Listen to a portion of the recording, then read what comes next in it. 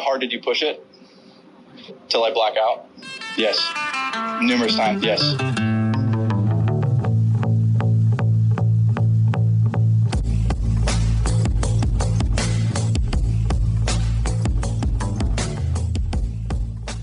What's happening, Municipals? This is your boy Big C, and Ashton is in the building as well. Well, in his building in San Francisco.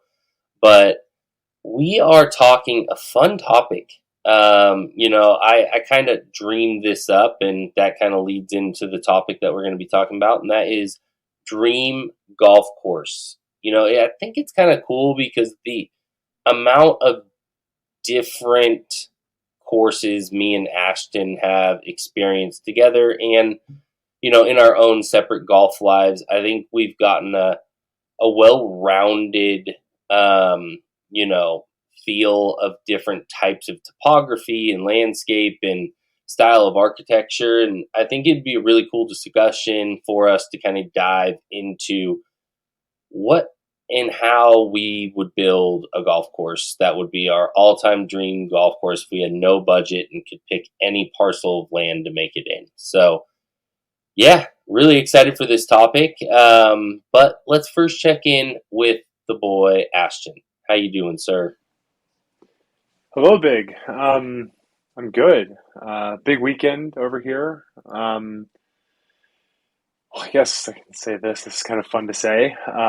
Liz and I went ring shopping on Friday, so that was a big step for our relationship. It was a very kind of cool day, and then we kind of replicated our first date. So Friday was fun, but a lot of emotions. So like the heart rate was kind of high on Friday. Saturday went to Outside Lands. That was my gift for my birthday from Liz. That was a blast. Shout out to a fucking music festival that ends at 10 o'clock. Like, I'm only 31. It is incredible. Like, we went to a friend's house afterwards, had a couple White Claws and kind of mellowed down. Wait till the Ubers weren't like $300. Got home at midnight. Wonderful, great experience. And today played golf with producer Jack at Metro, which was delightful as always. Only tough scene was it was a 5 hour and 10 minute round, which was Metro has a sign that says be prepared to play in 4 hours and 20 minutes. And just to say, really wish courses would have a marshal. I just don't understand. Like, the two groups ahead of us was the problem. You could see it a mile away. They were on greens forever. And if someone was coming around just getting in their ass, it would have been much better. But before we kind of get into the pod, I would like to shout out our friends at Union Green. Don't let this hat on all the time because this hat makes my head look weird. Not a Union Green problem. That's a me problem. But obviously we're going to makes him look weird. That's why he wears visors. Yes, that's why we're visors. But we're talking about our courses, and we're going to talk about style. Who knows? It might even be private. I'm just saying, like, if unlimited budget. But for the purpose of this discussion, we are at our core municipal golfers. Really want to shout out Union Green for all their support of us. If you want to use our promo code Municipals20, get yourself a hat that'll look better on you than it looks on me. T-Bird golf balls, just a bunch of stuff on there. So check it out, uniongreen.com. The other thing too is we kind of head into the fall. We're going to continue doing course write-ups, probably somewhere in the neighborhood of 1 to 2 a month. So you're going to kind of continue to see that. Chris, anything to add? Because there's some stuff I want to talk about as well, but I do not want to talk for the next 10 minutes. So anything you'd like to add or kind of to thank Union Green as well? Yeah, what I would do is check out the Pour Caddies as well. I think it's one of the cooler, unique Pour Caddy items. 2. Pour Caddy 2, new updated and innovated item that was already really cool in the first generation, but it's a really cool, thing to keep on you for the birdie juice to be able to, take a shot with the boys on the course when the birds are tweeting. I don't know where you I almost said the bird. Said the birds are twerking. Yeah, twerking. That's what's woof. I don't know where my mind was going, but Pour Caddy is dope. Has shot glasses in the bottom. You get any liquid or thing that you'd like to fill in the inside of it. Top pops up. Pour your drink out of choice. It's a really cool little system. And then they've got all your accessories. Golf balls are their main gig with the T-birds and pin drops. And to be honest, they're made by one of the best manufacturers out there. They're a fantastic ball. Definitely check them out. Amen. And I'll flip this around a little bit because this might make I now look douchier, but maybe potentially a little bit better. Not so it's like a yarmulke. But yeah, no, a couple of quick things I wanted to shout out. So I've thought about this a little bit. Obviously, we had a wonderful discussion with Matt at Loop Golf. Go give that a listen. I think what they're doing at Loop is huge. The only thing that I've been thinking about, Chris, that I should have said earlier is I think overall we have a really supportive group of people who listen to our podcast, which we like. The only thing that seems to have pissed a lot of people off that I'm just going to keep leaning into is Sharp Park sucks.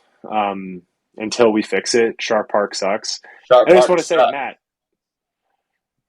I know, if we can fix it, save it, sure, but Sharp Park as it currently is sucks.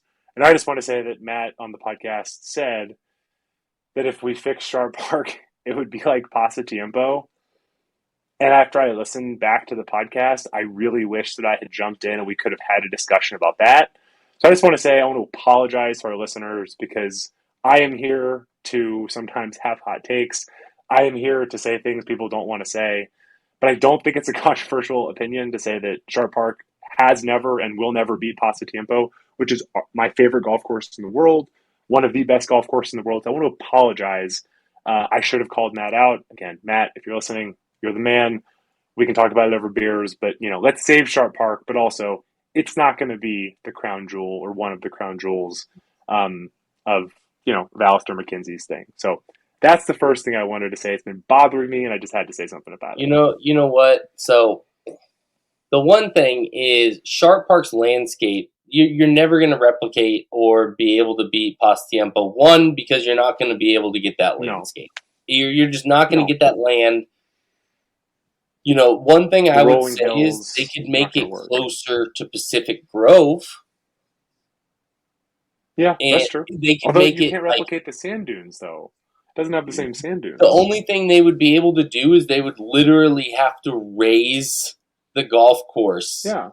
Landfill it in and raise the course so that you actually had ocean views from the. Which they're not going. Yeah. They're not going to do it. Don't forget about the frogs. There was all that shit. Yeah, it's just there's too many hangups. It's been going on for close to 15 years at this point, and they've been battling. They've raised millions of dollars to make this happen. The funds are there. Allegedly. Allegedly. But, it's been in writing. It's been on multiple pods. The guys that have raised the money have talked about it and said the money is there, and allegedly. I'm gonna take their word for it because if you're gonna vouch for it that many times, I'm sure it is. Yeah. But it's still city owned, and the city of San Francisco still has to let somebody be able to do anything to it. Although the city of San Francisco is doing a great job on the par 3 course, again, allegedly, that looks like it's going to be coming out. So, no, but to be clear, Chris, I love you chiming in. This wasn't actually meant to be, I don't want to relitigate Sharp Park. I am just apologizing to our fans. Oh, not fans. Our friends, our listeners. I should have said something, and again, Matt, you're the man. Let's hang out. Love Loop Golf. Sharp Park has never been, will never be, or hold candle to Pasatiempo. That's number one. Number two, one of the friends of our pod, Nick Williams, texted me. I was talking with Hussey about a hole at which you could not see on our podcast, and he correctly, I misspoke. I was talking about number 16 at Old Mac. I said Trails. My apologies, Nick. Thank you for catching that. And the third thing, and because he's probably already canceled, turned the pod off because Marcus is a big Sharp Park fan. Friend of the pod, he's come on before. Hopefully, Chris, you're going to get him on soon to talk about his Oregon trip. Marcus Chang, always appreciate, Marcus is one of our great friends and someone who gives kind of constructive feedback in a way that I really appreciate. He asked me to, or one thing he said he would have liked to hear more about on the Pebble pod is we got so focused on Pebble that I think we kind of didn't do the best job at talking a little bit about the women and kind of the game. So I think the two things I wanted to kind of quickly share is it was really amazing to watch women play Pebble Beach because what I didn't have an appreciation for, we talked about kind of the grandeur of the place, but it very much strikes me that Pebble is a place that definitely requires a lot of precision. I mean, I know that like with the men's game, you can kind of play the bomb and gouge game, but to watch the women do an amazing job at just continually over and over and over again hitting the shots that were required was unbelievable. Into areas where it's like there's no way they're going to be able to do that. And again, they meaning just like that's not a shot that can be hit, and it's unbelievable to watch how precise and talented the women are. And then as far as course fit, Marcus wanted me to talk a little about course fit as well. I mean, I think one of the hard parts is I think it would have been amazing. There were some things like Andy on the Fried Egg talked about, a little bit about mowing lines where um, essentially Andy's that we definitely saw, Hussey and I saw live, was the USGA chose to make holes artificially narrow by adding rough, which actually is the opposite of what they're trying to do. So I think the biggest thing was it was incredible to watch them play it, but you definitely would have preferred if the USGA would have actually gone for more width, because it would have allowed certain advantages. Like we talked about number seven, eight, nine, seven, eight, number nine. It was 445 yards. We're standing behind the tee. We had not yet seen the hole, and it looked like one of those, especially with where some of the women were five almost, right? But that hole was actually much wider than it looked, and Hussey talked about this. Yuka Sasso, basically hit the speed slot, and she had flip wedge in. I mean, from 440 yards, Yuka Sasso hits it a long way, but Yuka Sasso from a 440 yard par four, being able to have a flip wedge in because the hole gave her the necessary width to actually have an advantage by shipping it and having it go all the way down on the right side was a tremendous advantage. So again, this is not the kind of relitigate this, but I did just want to say, Marcus, thank you for kind of calling that out. And again, I think it was really kind of very much appreciated the women's game going into this. I've kind of said outside of men's majors, I think I like watching women's golf more because I find it much more relatable in the distance they're hitting it, not relatable in the sense of the dispersion and kind of how they can hit it.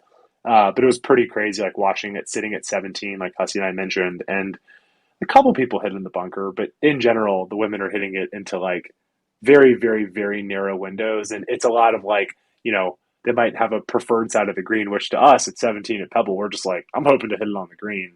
And to watch how, for them hitting it on the wrong side of the green was a huge miss was pretty unbelievable. And sitting there for an hour getting that sample size. So those are the couple things that I wanted to talk about quickly. Again, shout out Matt. Shout out Nick, and then again appreciate Marcus kind of sharing some feedback. So those are a couple of things I wanted to kind of empty the notebook before we talked, Chris. But I guess one thing we can quickly talk about before we kind of get into the draft, or whatever you want to call it.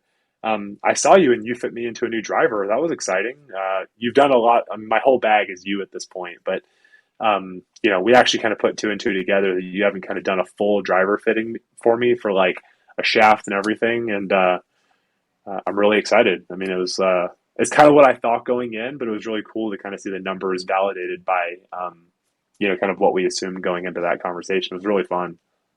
Yeah, I mean, we tried all the combos. I mean, we tried pretty much every head setup that was available to us, and came away with TaylorMade Stealth 2 for you, Stealth 2 Plus, and the trusty old Ventus shaft.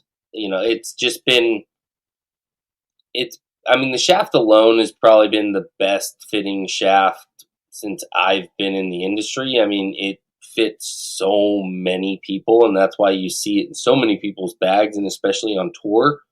But for what you were looking for and the shot shape you were looking for, Stealth just worked for us. The adjustabilities that you were looking for to keep that face more open without having to actually hold the face open and keep it off it's just how TaylorMade makes their drivers. And we found good numbers with multiple drivers. Titleist was also a very good contender, but you have to go with what the numbers say. And so when I could tell anybody to get a fit, it's like just go with what works best. And if the numbers are showing and it's your shot shape and what you're looking for, pull the trigger on it. Because brand loyalty, these guys don't fucking pay you.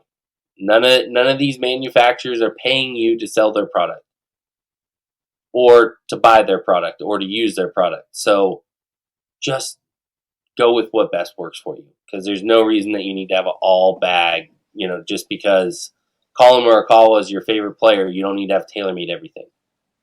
Yeah. No, I loved it. I mean, I think to your point, like you fit me in that stealth 3-wood that's such a weapon, and that thing for me just wants to go to the right in a way that I like. Because again, I've never had a 3-wood. Before you and my lessons with Kevin Polly have not been able to hit a draw, and that thing just it's a tight draw, and the face on that thing is white hot like most 3-woods are. But really getting a driver, some of y'all have probably seen the content that we posted about my driver and how it can go to the right and can go right pretty fast. So to build kind of an anti-right driver for me that just it's going to cut, I think we've done is we've taken a 10.5-degree head. We're going to open it 4 degrees, have it at 8.5. So the face is just going to sit wide open and have it where that thing can only go to the left, because if I need it to go to the right, I'm going to hit a different club. Like, it's just that it's also just like good fitting, right? It's like this club does this, that club does that. I wish I was good enough for practice enough that I could do everything with every club.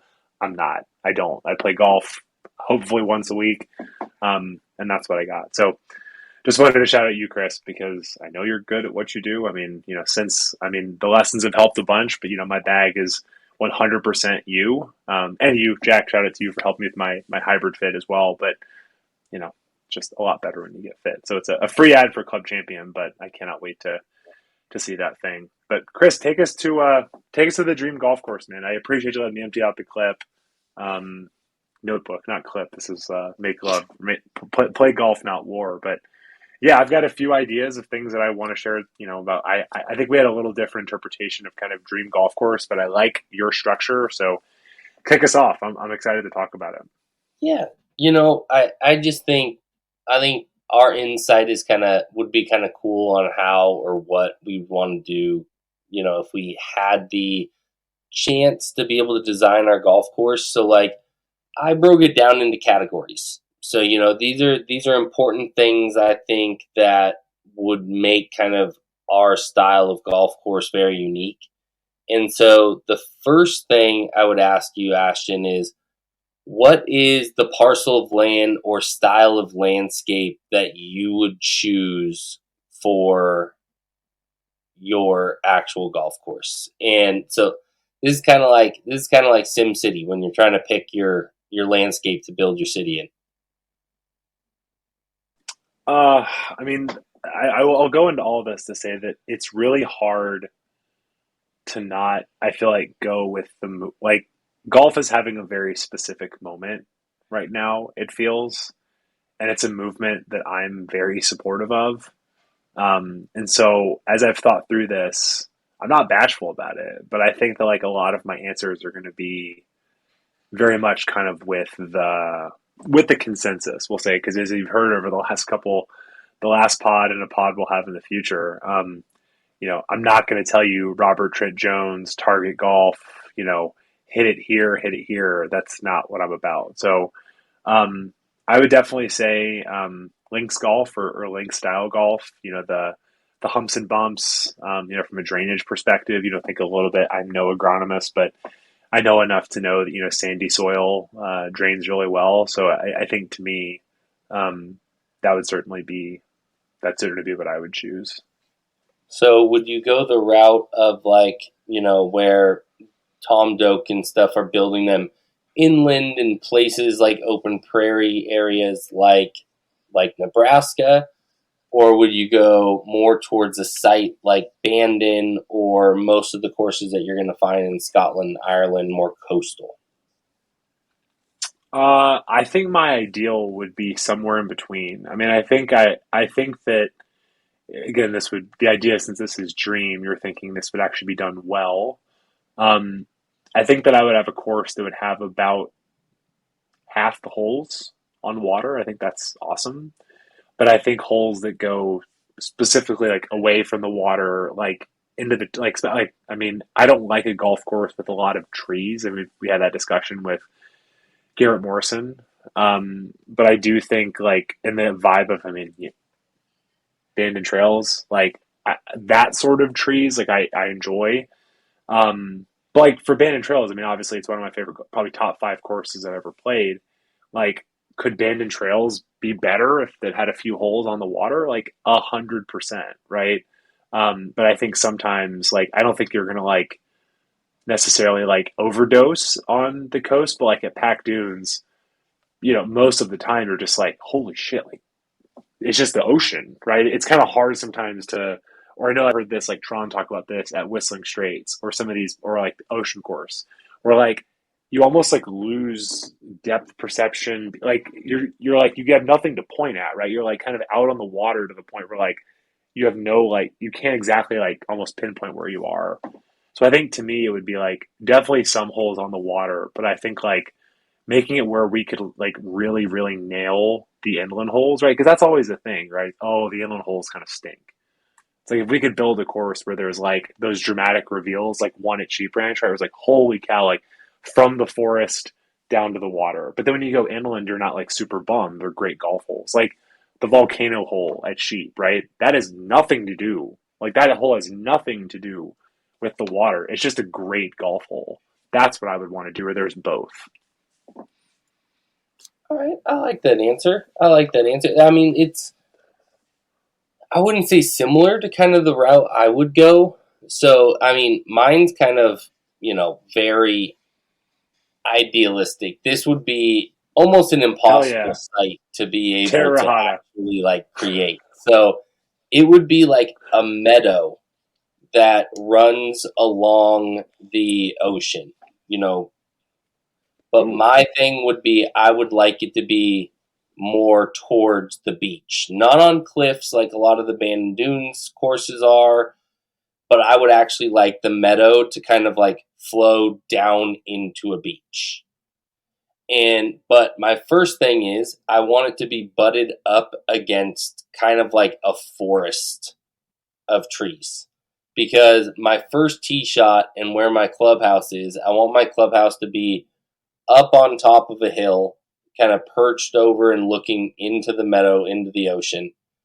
And my first tee would be just a opening out into out of the trees, straight into the meadow. And I want no trees anywhere in this meadow.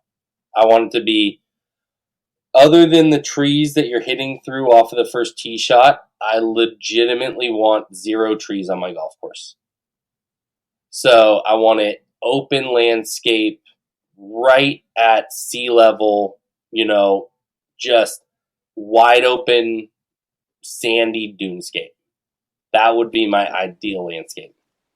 Okay, I have a question. And this is not meant to like I'm not trying to be like Dr. Semantics. Like, what is a meadow? Like when I picture a meadow, I think of like I picture like I know they've talked about a meadow at like the middle part of like Bandon Trails, right? It's like the forest, the meadow, the The dunes meadow on like is 1 and like 18. But what is the meadow? meadow is like an opening of just like natural fescue outside of a large grouping of trees. So like Okay. if you're So I was you're thinking flowers. It coming doesn't have to be out of a flowers. forest with wildflowers and natural fescue, that's what a Okay. meadow is. Yeah. No, we So got to it's get you. just I mean, tall grass. there's been a bunch of houses now, but we got to get you to Tuscaloosa. It's private now, I know, but there's a lot of there's a lot of trees and meadows, and like it's a lake, but that's kind of what Tuscaloosa was or is. Yeah. But you know, So I just want a wide open meadow coming out of this forest. Like I just think, okay, I mean, elevated 60 to 70 feet above the fairway, par five, straight out of the trees, downhill into a fairway, and then just wide open for all the other holes. okay, love it. What's the next pillar? So you kind of touched on this a little bit, but it would be the course style. So like we've played a bunch of different styles. You know, you've got Carica, which is an Australian Sand Belt course. You've got a lot of the Bandon Dunes courses that give you multiple varieties of what link style golf can be. Yeah. You know, all these different styles of courses. Like, what would be your ideal style or a hybrid of styles? Um, hmm. I still think the answer is like I still think it's like links or like link style. Yeah, I mean like width options. Again, I know that's what's in vogue, but I mean, at least I've played a lot of golf courses, and I just think that's the most fun. Again, like that's where I'm on record as saying like it's not the best, I know, but the course I'm honestly like, if you were to ask me right now, what is the course I'm most excited to play? Mammoth Dunes. I just like I love the idea of they've kind of overcooked the dunes, but to the point where it's supposed to be fun, right? It's like balls are funneling to the hole, right? Like you can take it super deep, right? The idea of like us having a match at Mammoth Dunes and it's like we're probably both gonna play like really well and it's like, yo, let's go fuck and make some birdies. Like, hell yeah. Like I don't want that for this course because, call me Captain Douchebag. Like, I don't need it to be Pine Valley, but like I definitely want this to be like a proper test of golf. And like I'm not again, I don't know this. It doesn't sound like Mammoth Dunes is maybe necessarily a prop like it's not like it's a bit of goofy golf by design. But I think just like all the tropes, ball on the ground, like I think that's really fun. So that. I love that. You know, in mine kind of would be so kind of the style I would kind of go about it. It would be kind of I would have link style open Australian sandbelt style golf course. So again, really, natural fescue patches all over the place, but fairly just wide open fairways. There's not a lot of rough all over the place. You might have some fescue to catch balls as kind of a natural hazard, but just completely wide open, almost like you can't distinctively tell where a hole starts and stops. Just a wide open space with tee boxes and greens with a lot of undulation throughout it.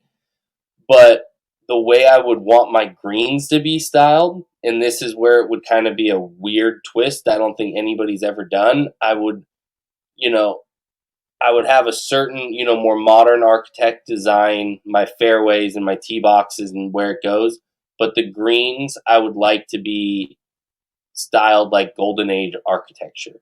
So if like I could take three architects like, Alistair McKenzie, Donald Ross in Tillinghast and just like wrap them up and have a mixture of square greens, a mixture of oblong shaped with severe undulation, like some Alistair McKenzie style greens, and then mix in some of those Donald Ross style burets and volcanoes and things like that. And all of those mixed in as my greens with an open Australian belts, style, link style, I think would be the way I would go. Well, I think that'd be super cool, especially because if you think about it, the link style from tee to green like is meant to be like forgiving, right? Like the idea is like you can kind of hit it. There's better options, but you're not going to be like super penalized off the tee. But if you have some of these like greens, like there's like holes like I love it, but like a 16 at like Pasatiempo, like is that really like a fair green? Like probably not, right? But like that hole is actually hard, right? Because in my mind, like that, even though it works with my shot shape, it's like if I hit a hybrid but pull it, it's going to go OB into the house, right? If you go left, like that's where it's hard. But like if it's just like open, then it's like, yo, man, like you need to fucking hit this second shot. But like you've had like that first shot is much more forgiving. That's cool. That's better than the hole is designed now. But could you also imagine if you brought that green and brought it to level with the fairway and it wasn't elevated, didn't have these Yeah. giant Well, because then you roll could even offs. putt it, right? You could like, if it came down, you could putt it, which you can't really do now. Yeah, and where you wouldn't have that false front, you wouldn't have those things where it would be more. You'd have a little hump to kind of come up into it, but like it would be just a run up. There wouldn't be any rough in front, and there wouldn't be, bunkers, and it wouldn't be elevated. It would just be a multi-tier green level to the fairway. I think that would just Yeah, be super intriguing that I don't think I've really seen yet, where it's, yeah, really taking like I seriously want to pluck, you know, template greens from all of these Golden Age architects and then like plop it down in a wide yeah, open kind of space. I think it would be yeah, really interesting to kind of play.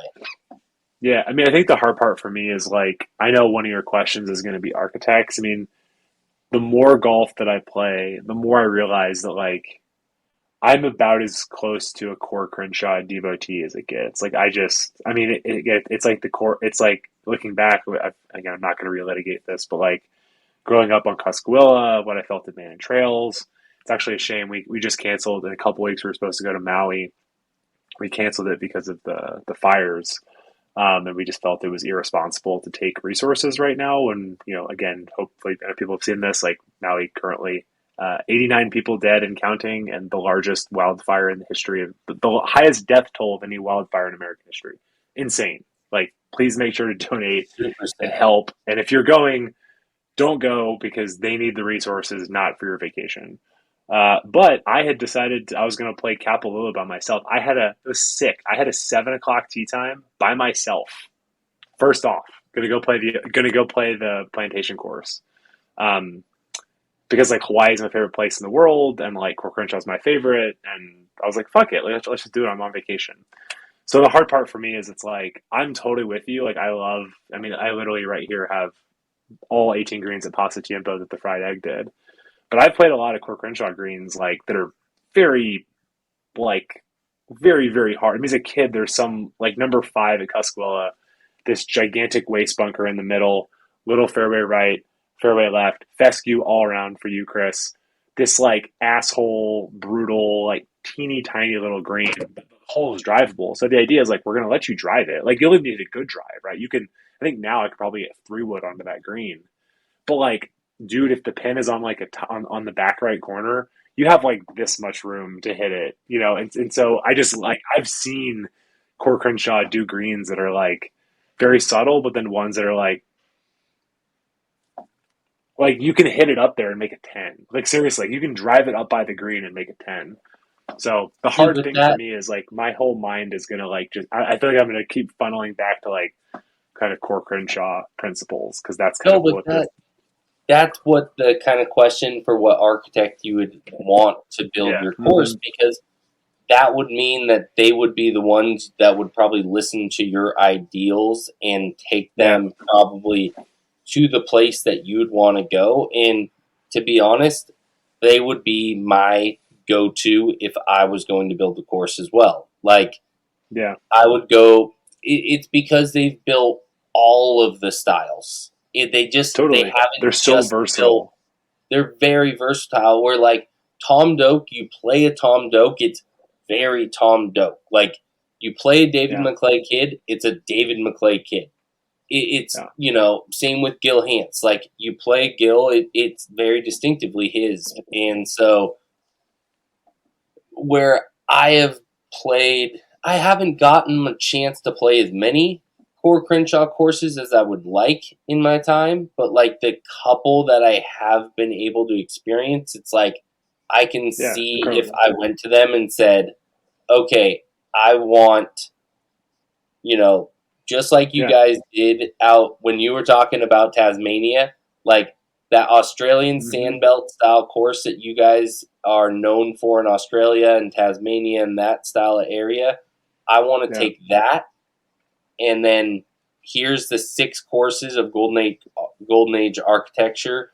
These are the style of greens I want, and if I gave them those 2 things, Yeah. I know they would accomplish what I was looking for. Yeah. I mean, the only challenge I'd give you there, and this is really just meant to, to just so we're not agreeing on everything. I mean, the reason I love Core Crenshaw so much is like, their whole thing is like finding golf holes, right? So the only thing that I'd be curious about as you had your course built is if you want 16, I mean, your version of 16 at Pasa, and you're building it on a like, gentle like meadow that's flowing into the beach, they may come to you and say, "Hey, Chris, it's not out there, man." Like, I just be curious because that would actually require them to like move dirt and like. I'm more just saying I think an interesting concept of like some of the stuff you might want on the crazier end is actually pretty fundamentally against their architecture principles. So like, I'm not saying they wouldn't do it. I'm just saying like I'd love to read the book, right? About if they wrote a book about building big C's, Hot Dog National, which is something you should definitely like patent. That'd be sick. Um, Relish Country Club. I'd be curious to hear their take on like, they might not be able to find the severity of what you're looking for, but just be curious what they think. But I think it would be cool because I would want the undulations of what we get when we play those Golden Age architecture courses, but I don't want what they had to design to be able to have water drainage in certain things, and that's why a lot of those greens were elevated because they had to have that because the water needed to go somewhere because they didn't have the proper irrigation like we do modern. So what I would actually have to do is like, yes, if we could take the topography of it, what it is, if you look at it before it hits the actual, rough in skirt before it goes off, take that and find greens like that at a level landscape with the fairways. I think that would kind of be cool. And a lot of it is too, it's like you're cutting the greens to a certain, shape as well, like square greens and things with sharp edges and, a little bit more oblong shape. I think it would be interesting because a meadow or sandy site is once you mow it down, it's gonna have those dips and undulations and things that have been created by wind and sand over the years because it is an oceanfront course, so it's going to have that. And that's why link style courses work so well because it's easy to find those little nuances. And then it's their job to kind of smooth it out to make it to what it would need to be. But I think you're right. I think it'd be really interesting. Well, the other thing too, how though, they would find them. Yeah, I mean, well, the other thing too is like this exercise becomes a lot less interesting if it's because there's no point in having this discussion if it's I would find a cool site and tell Core Crenshaw to do whatever they want. Like that's probably what I would do, honestly. But like that makes this discussion boring, right? Like I'm actually saying it would be cool to say, hey, look, big fan, know what you guys do. Also too, like not to be morbid, but like they're old. They're old. Like they don't have a lot of courses left. They're taking less and less work. I mean, they're passing it along to kind of their proteges.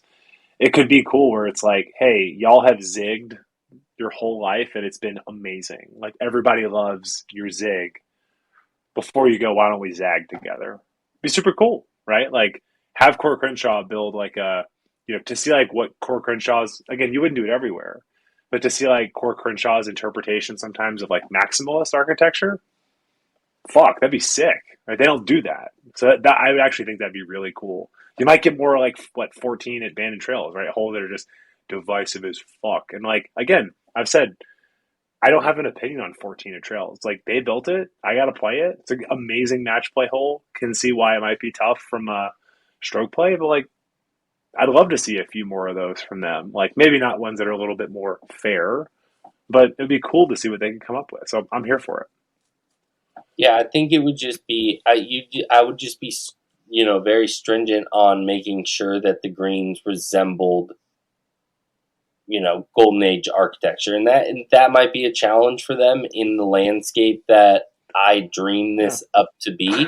And again, this is my dream. I could do whatever the fuck I want, and they're gonna hunt them down until we find them. So I'm sending them on a mission out there. But one thing that we always preach in things that we've talked in course reviews, things that are very important to us, is practice facility. So, for me, I think a practice facility is a very important thing for a golf course because, not only is it a place for people coming out to warm up and things like that, but I feel like the practice facility is probably the most community based thing that you can offer as a golf course to the locals and people that would be coming from far and wide to be able to experience your course. I think having a little added stuff that makes it really fun, not only just having your basics, is always important as well.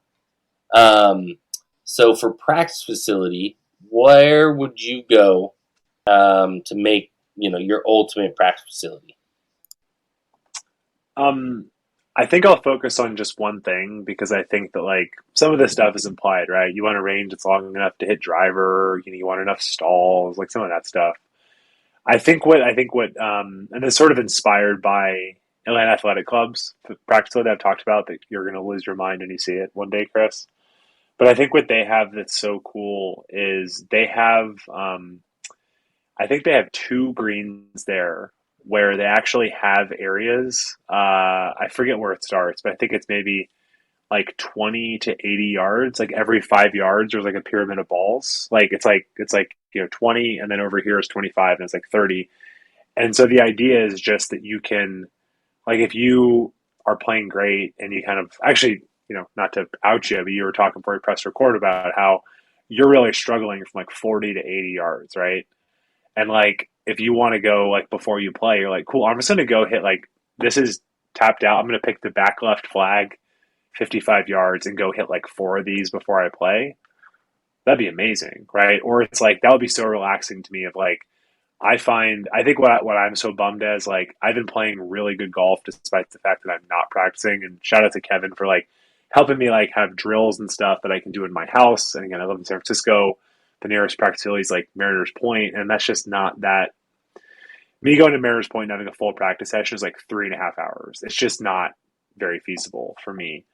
Um, but I think that like practicing short game is like one of the most relaxing things a golfer can do. Like you throw in music, you throw in a podcast, totally zone out. But I think the ability to like, I'm going to go hit like 30, 55 yard shots today. Into like a green that's not just like mush, right? Like that actually has different areas. Like, okay, that's a tucked right flag.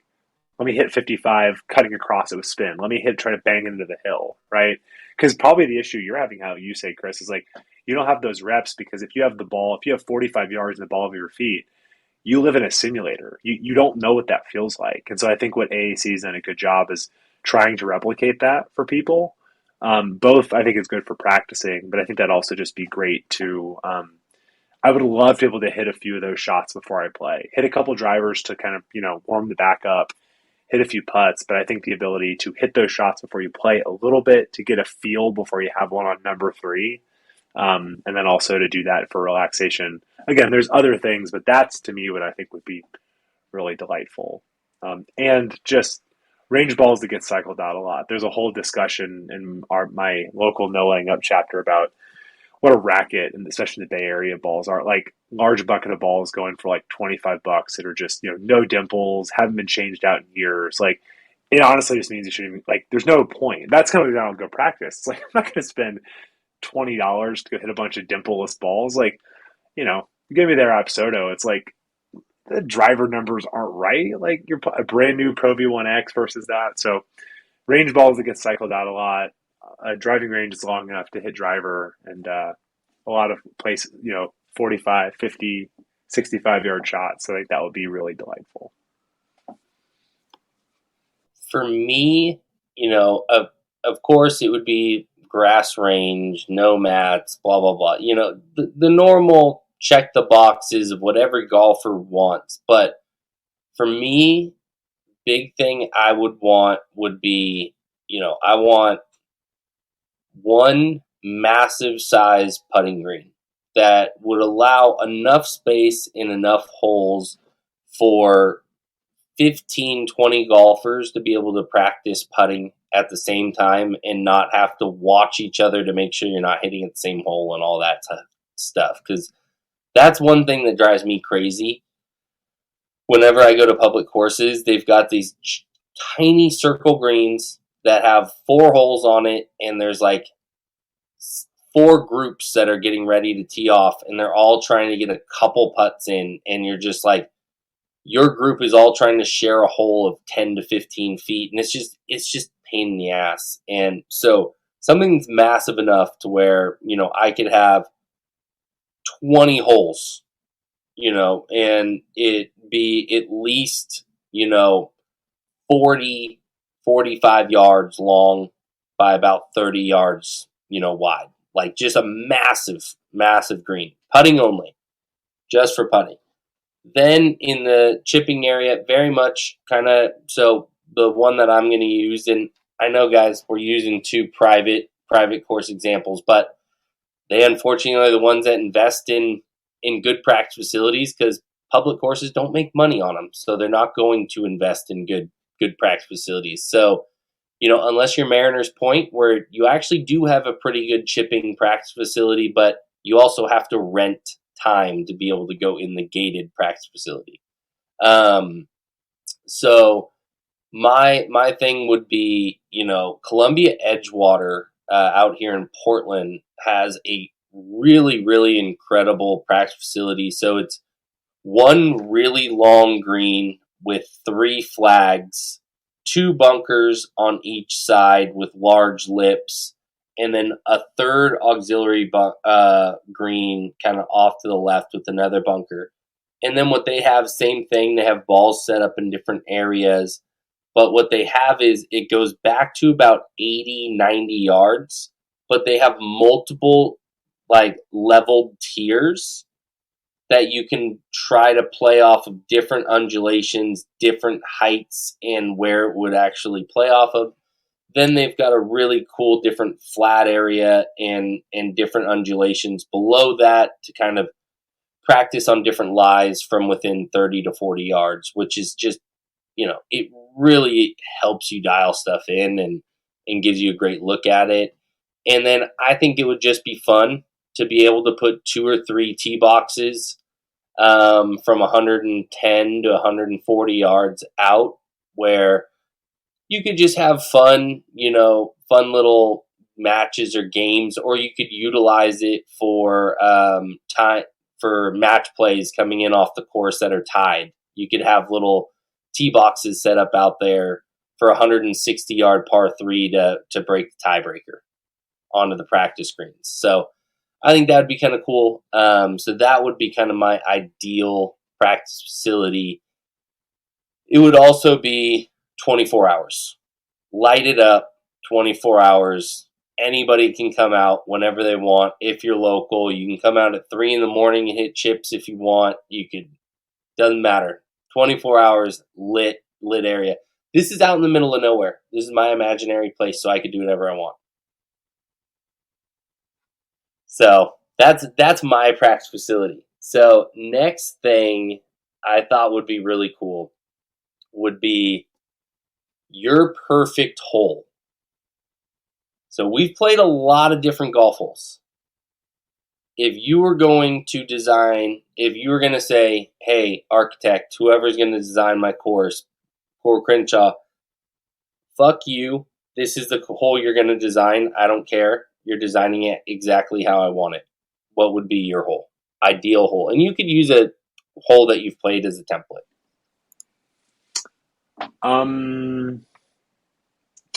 I think, do I give the easy answer to me? The more obvious? Yeah, I'm just like, I think it's a true risk reward par 4, like short par 4. The one that stands out to me the most is 5, probably at Sweetens Cove. Because what I like about that hole is, you son of a bitch. You literally took my exact same hole that I was going to use as a template. And the sick thing is, you haven't played Sweetens Cove except I've played it on TrackMan about 500 times, yeah. And that's the reason I know what it looks like and kind of how it plays. But it's not the real thing. Shout out to all the TrackMan golfers out there, But you go. Yeah, so no, this is easy. Yeah, so number 5, basically, it's a hole where you can hit 6-iron wedge, you can do that, 7-iron wedge. But But the reason I actually like it is that like driver's too much club. So it's actually one of these things where like I've played there with Nick in the summertime where like I've hit like my like 230-yard hybrid, but the thing is it's got the replica of like the devil's asshole bunker. So it's like if you're gonna club down and try to be a little more aggressive, if you don't catch that thing on the screws, you are absolutely boned in that bunker. And like the thing I actually like is like long is like it's forgiving in the sense that there's no penalty, but over the back there's this like there's like a shaved area that leads down to like a chipping area, which like makes the next shot almost impossible. Like if you hit it long right there, a par becomes an amazing score on a hole that like you're even past hole high.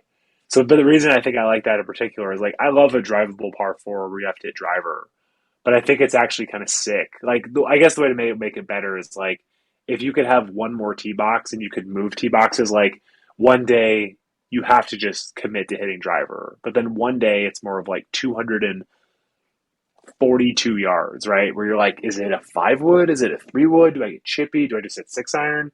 Because again, to me, it's all about options.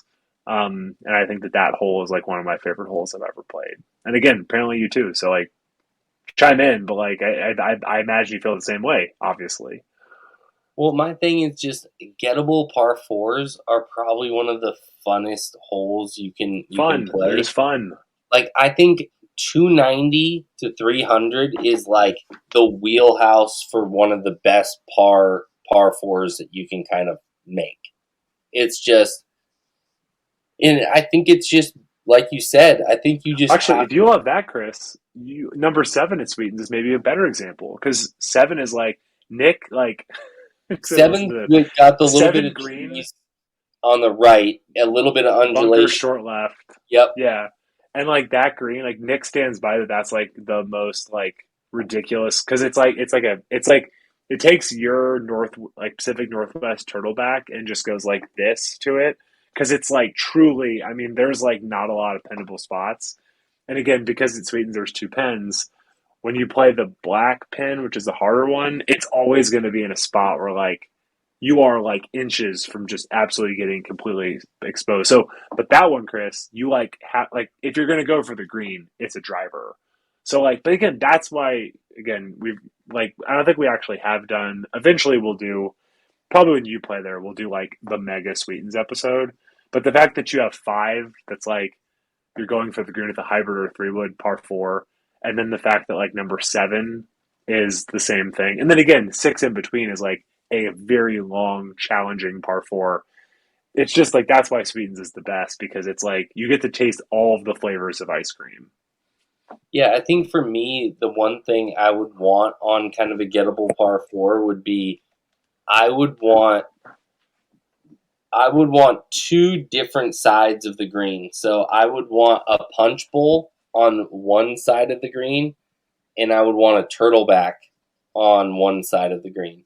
Oh, you're an Because asshole. That would be brutal. yeah, I just think it would be fun to where one day you could play it smack dab in the middle of the bowl, and it would just Hole in one everything city. would funnel down. You could play really fun shots where you hit it into the turtleback, let it just roll up and down to the left into the bowl. Maybe give you some really crazy, albatross situations. And then also the days where it's just like we're just gonna fuck every single person that comes out here.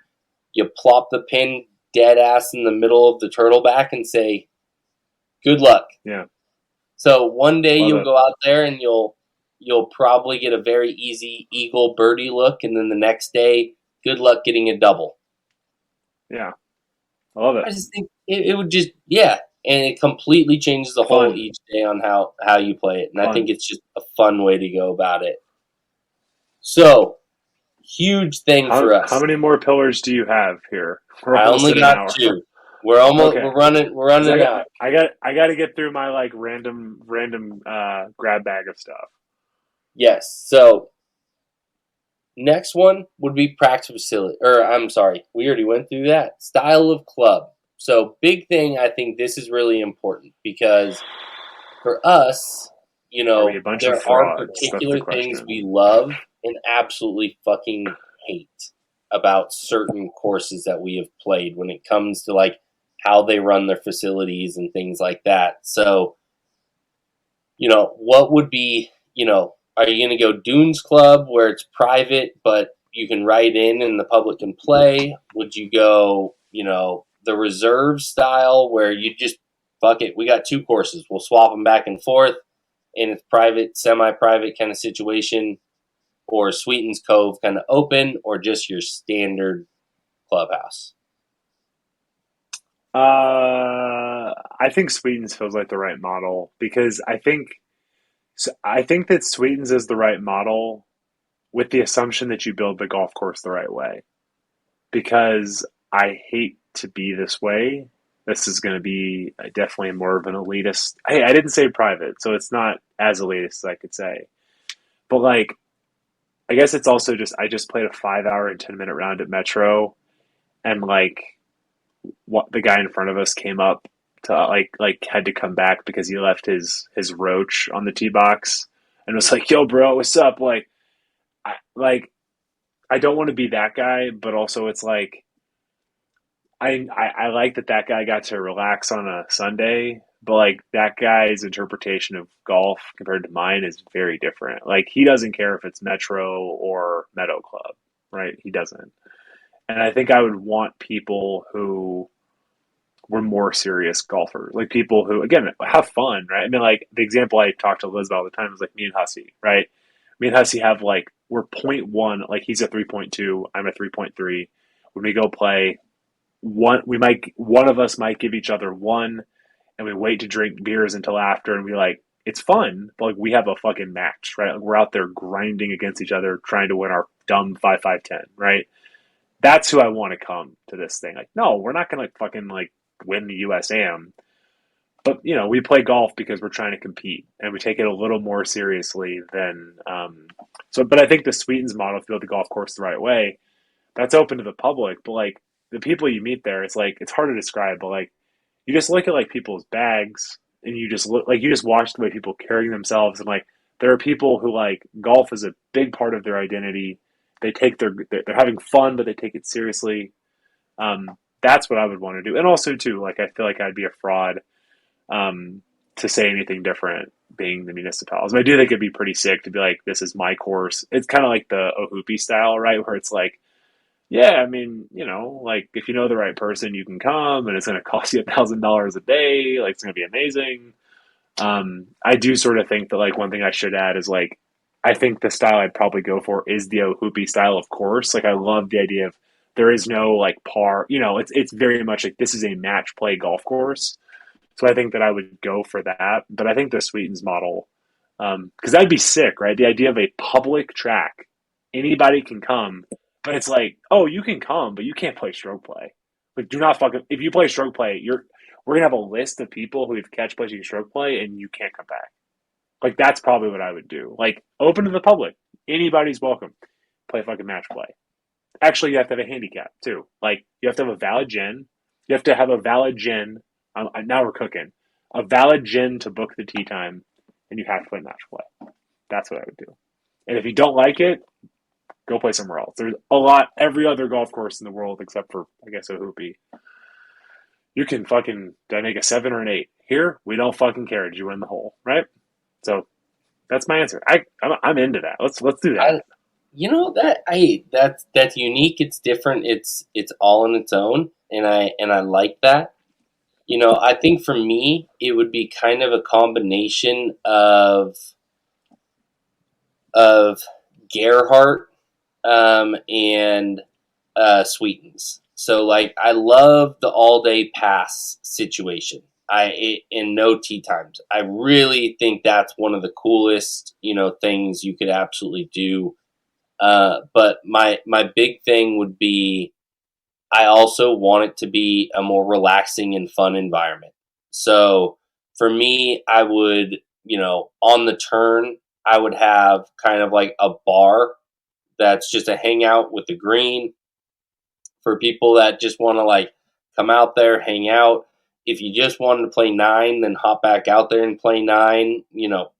I would keep a marshal kind of, right there, or somebody working right there where it'd be like, all right, they're on the green. You guys can now sneak out and kind of keep the flow so they can jump people back in there.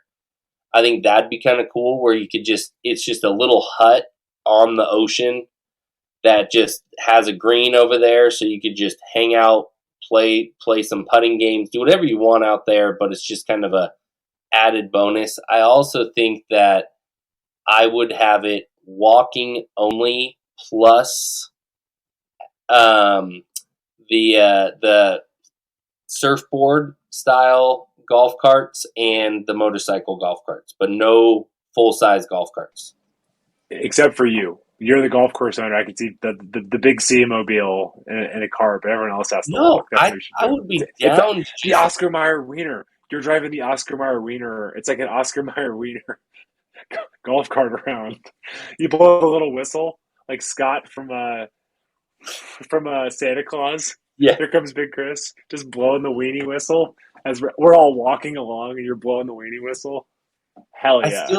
I think I would just be able. I would love to have like a dope ass, like the little electric motorbike with your bag in the middle of it. Yeah. But I would have like a mini Hussey's done that. He said it was great. I would have just like a little mini sidecar with like a little bar in it and like all my stuff that I normally bring with me when I ride. Man. I should have seen this sooner. If you grow the beard, you're Hagrid. Yeah. Blind me, Harry. I built myself a golf course, Harry. Just have this little it's coming out of the forest and everything. Like, Hagrid's hut out there. Harry Potter. If we just build it on like Hogwarts Castle, knock out some trees of Forbidden Forest, be sick. That's where some near the lake. Where he lives is a meadow. He lives in a meadow. Amazing. Yeah. Harry Potter, that's the answer. Yep. Harry Potter golf course. But that would be kind of my style. I think that would be kind of, just more inviting. There's not a lot of issues with a bunch of idiot. What I think with those boards and with the motorcycles, it kind of limits people getting too shitty wasted. You don't have a bunch of storage to keep like an 18 pack or, little ice chests or anything. You got one cup holder. You can put one drink in at a time.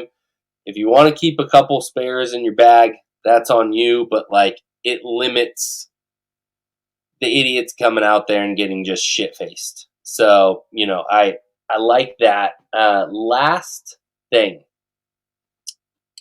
diamond architectural feature of your course. So the one thing that people, how there's always that one hole or that one feature that like stands out to us. Like when we always talk about Sheep Ranch, we talk about the volcano hole. Like that's the iconic hole in my opinion to Sheep Ranch. Like the lone tree, at is it Dunes? Am I tripping on this? It's the ghost tree at Old Mac, Chris. Ghost tree at Old Mac. Jesus Christ. Well, of course. The lone tree at the Dunes? It's the one course I haven't. No, you haven't played Banded Trails yet. That's not even true. What's that? You haven't played Banded Trails. That's not even true. Yeah, no, that's true. Anyways, the lone tree at the Dunes. That's the name of your course. The lone tree at the Dunes. Yep. Jesus Christ, Chris. Anyways. As you can tell, Chris played golf, and his chest is very sunburned, and he's a tired boy. Jesus. Put on some sunscreen, because you're turning into a hot dog. Right there. Oh, God. Anyway. No, you go first. I don't really have an answer, because I think it goes to the signature hole. Like, for me, I think it would be like the short par 4, right? But if you have a different answer, I'd be curious to know what it is. Mine would be a square green with two square 30-foot by 30-foot greens on each side of a burette. So basically, it's like the whole green is. You're really going Sims on this. 90 that's feet. insane. Yeah, it's like I think Court Crenshaw might tell you to fuck off. Like this is a lie. 90 feet long rectangle with the burettes in the middle. about 30 feet on each side. The uret is about 30 feet long. That would be my signature feature. Okay, well, I'll let you go out on that. I have a couple things I mentioned because when you told me like dream golf course, I'm an idiot, and I wasn't thinking about like things that are like these specific about the actual golf course.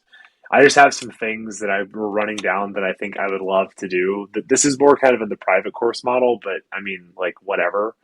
Um, I would love a proper coffee bar that was just like free. So it's like when you arrive, you want an espresso, you want a cortado, you want an Americano, you want a latte. Like you walk in the door and there's like a good espresso machine and like a espresso bar. Because we never have had that, but I do say like I think it was the reserve we played when they were like, oh, like they were like, here you go, we have a credit card, and they're like, oh, there's a hot coffee over there. I was like, oh, cool, thank you, because we're always like trying to run to Starbucks, like to know that you have like a good cup of coffee there is wonderful.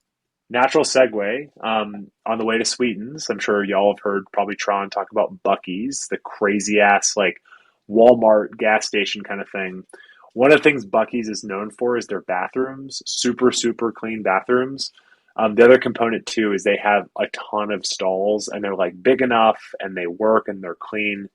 And so I think that just like there's no worse feeling in my experience. This goes with the coffee bar of like you're 20 minutes out from your tea time and you go into the bathroom and there's like two stalls and there's like six dudes. So just like I'm not saying we have to build. We're not trying to like this is a proper club. And, ideally in a beautiful place. We're not trying to build like gas station style restrooms.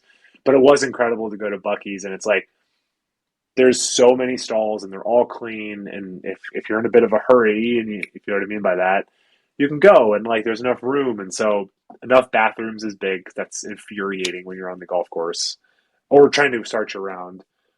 Wooden tees. I fucking hate plastic tees. Clean. A million wooden tees everywhere so people could play with wooden tees. I don't want plastic tees on my course. I don't know about wooden, but like proper flag sticks, like wooden. I was thinking like wooden flag sticks. The other thing too is like I don't know when we got away from this. I'd want the logo on it, but proper colors of flags, like red, white, blue. I don't know when we got away from that, but like not everybody has a pin sheet, and like the number of times where I've like looked at a hole and I'm like, I had no clue that was on the back of the flag. Like or growing up, it was always like, okay, it's a blue flag. I need to work backwards, right? Like, I just think that is so basic, but like good solid flag sticks that have colors that denote where it is on the green. Very basic, but something I think I played Metro today. It's every flag is yellow. Why? It just says the number of, like, it says the whole number. What are we doing? So explanation that I've gotten for that is because everybody plays with rangefinders now. So they expect that people are just going based off distances. So I think the same thing because it's like, okay, yeah, I know this is 168 yards, but if I don't know or I can't see that flag is playing back and I hit it 168 yards, it's probably going to go off the back of the green.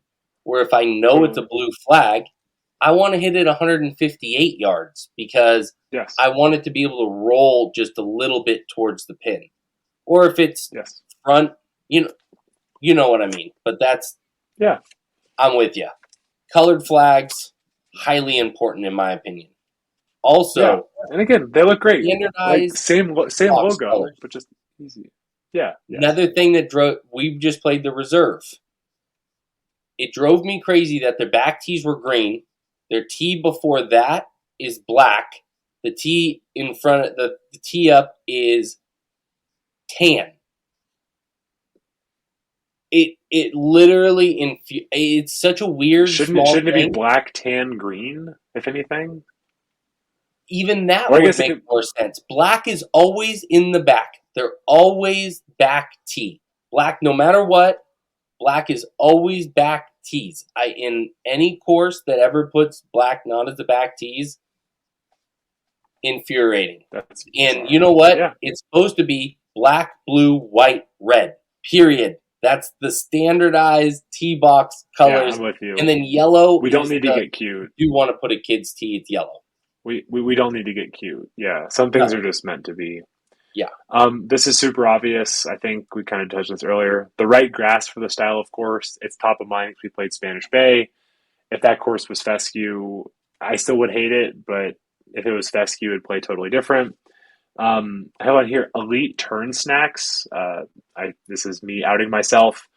I played Lake Merced with our friend Dennis. Unfucking believable. Not going to talk about it here because we don't talk about private golf again. Like it was once in a blue moon. But they had these when you go in. They had these like giant canisters, but like with like good. They had like a huge thing of like good gummy bears. They had a huge thing of like peanut M&Ms. They had a huge thing of like sour gummy worms and like Whoppers and like it's candy, but it was kind of fun. I made this little like cup of candy at the turn, and it was like I don't know. I was like, it's like kind of goofy, and it's not very expensive for them, but just like something that like is free that you're not having to pay a lot. But like Dennis was like, oh, we're kind of known for this. I was like, it's like Lake Merced is one of the best golf courses I've ever played, and yet people are talking about the fucking like gummy worms. Like there feels like a real opportunity to just do something cool. Again, like make like good sandwiches and stuff. But, like something like that where it's like you walk out. I was just smiling, like eating some gummy worms, and I thought that was fun. So would like that. Um, I People are gonna hate this. I would do no drinking on the course at all. Like do what you want after. Like we're here to play golf. Like don't fucking like when I have one beer, everything changes for me on the golf course. Don't fucking drink. Drink after. Drink. You know, I love having a couple of lagers after my round. No alcohol on the course, so you have to. People wouldn't get drunk because you wouldn't let them. That would also get the idiots out of the way. Like if you can't really have a beer for 4 hours, then goodbye. Like you don't need to be playing here anyway. Small thing, but I think a lot of menus at golf courses suck.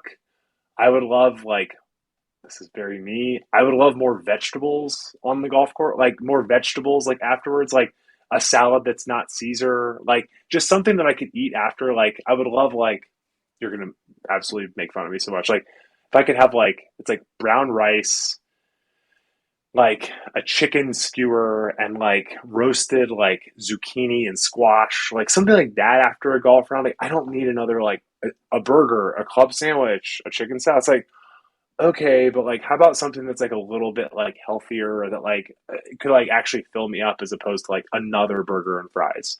And then the last thing, and I'll be quiet, build the course where there's 3 hole loops. So that like the idea is like, you know, there's just natural times where it's like if you just want to go play a couple more, you're gonna find your way back to not be like out in the middle of nowhere. So we try to route the course in such a way where you can kind of circle back so you can always like you're always kind of coming back to a natural turning point. So you can ideally play more golf. So it's like I don't know, the 9 holes goes all the way out to the ocean. We can't get back. Because I'm like you, I do walking only. So it's like 3 hole loops that bring you back to a natural starting point. So that's just the ideas that I had. But I You think know if what? I could implement those things, I think it'd be a great golf You know what course. would be cool for you is to have your clubhouse centrally located in the middle, and then have Oh, like three one, two, holes, three, 1, 2, 3. Yeah, kind of like a flower, just going yeah, around the it clubhouse. would be You cool. would never need a turn because you Yeah, always end up back there, and you could have like a walk-up window on yeah. each That'd be one, and sick. the bottom is just like your restaurant and like snacks and all that stuff. And then you could Yeah, just walk up to the window, or you like just walk into the kebabs. room and they have all Our your thing would be snacks. kebabs. We'd be known for we have this big ass fire pit with like kebabs and pita and all this shit. Yeah. I would just serve Again, most every the funny style of thing for me brat is oh and yeah, hot dog possible. So I would do yeah. Nathan's, Miller. Like it wouldn't just like I don't even know. I know you. Nathan's. I don't even know what Miller is. That's amazing. There's the San Francisco Hot Dog Company. Like I mean, I could Of go course in there is. on hot dog brands, but like I would have them all. So when you came in, you ordered a hot dog, you'd be like, "Do you want a ballpark Frank? Do you want the San Francisco Hot Dog Company?" You know, and have them all. And so Yeah. you get to pick No, your love the dog. idea. But I'm with you. Yeah. Definitely, I love my dogs, but I also have been trying to eat a little bit healthier. And I know this isn't any much healthier, but I've been kind of getting into the Caesar wraps lately. if I'm going Yeah. to play golf. It's better. Better than a It's hot better. dog. Still full of tons of mayonnaise in the Caesar dressing, but like Mayonnaise. Is it? or They put, I think mayonnaise is in Caesar. oh, I guess then maybe in the dressing. I was thinking. I was like, wait, are you telling me you're doing a Caesar salad wrap? No, no. But yeah, I'm Because just then honestly, horribly dude, eat packed the hot dog. mayonnaise in it. Eat the hot dog. Eat the hot. It's like people in the South who like make healthy meals then like use like actual lard. It's like Yeah, you've missed the point. You've missed you the point. just jumped the boat. But Chris, this was fun. I like the topic, Yeah, and if unfortunately I recently tried to win the lottery and did not win, but if we win the lottery, we'll have a follow up chat, and that'd be really fun, right? we could always go the route of Zach Blair and just put Nope. out product and Nope. Not even doing that. Not even having that discussion. Nope. That's a great oh way to end man, this. that's the way to Nope. end this. All right, buddy. Well, have a good night, Okay. sir. I will talk to you soon. Peace. Like.